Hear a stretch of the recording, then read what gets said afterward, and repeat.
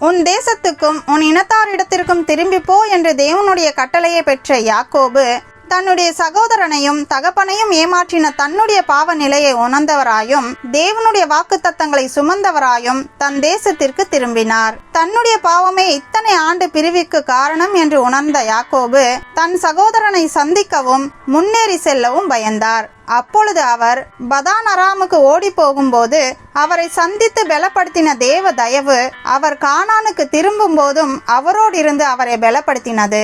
யாக்கோபு தன்னை ஏமாற்றி விட்டு போன பிறகு தன் தகப்பனுடைய அனைத்து சொத்திற்கு ஒரே சுதந்திரவாளி நான் தான் என்று நம்பியிருந்த ஏசாவை சந்திப்பதற்கு மீண்டும் யாக்கோபு திரும்பி வருகிறார் என்று கேள்விப்பட்ட ஏசா அவரை பழிவாங்க 400 பேரோடு புறப்பட்டார்.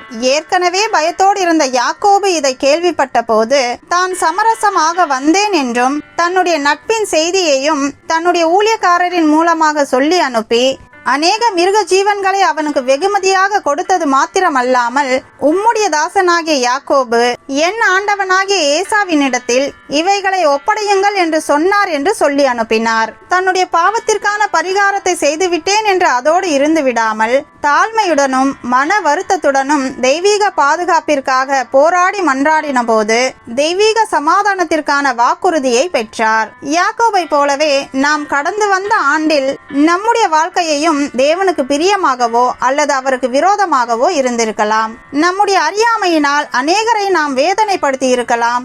நம்முடைய சுயநலமான வாழ்க்கையால் அநேகருக்கு நாம் தீங்கை விளைவித்திருக்கலாம். தேவன் நமக்கு தந்திருக்கும் ஆசீர்வாதங்களை நாம் துஷ்பிரயோகம் பண்ணினது மட்டுமல்லாமல் அவருக்கு நன்றிகளை ஏறெடுக்காமலும் இருந்திருக்கலாம். இப்படிப்பட்ட பாவபாரத்தினால் நிறைந்த நாம் இந்த புதிய ஆண்டை எதிர்கொள்ள யாக்கோபை போல பலனற்றும் இருக்கலாம்.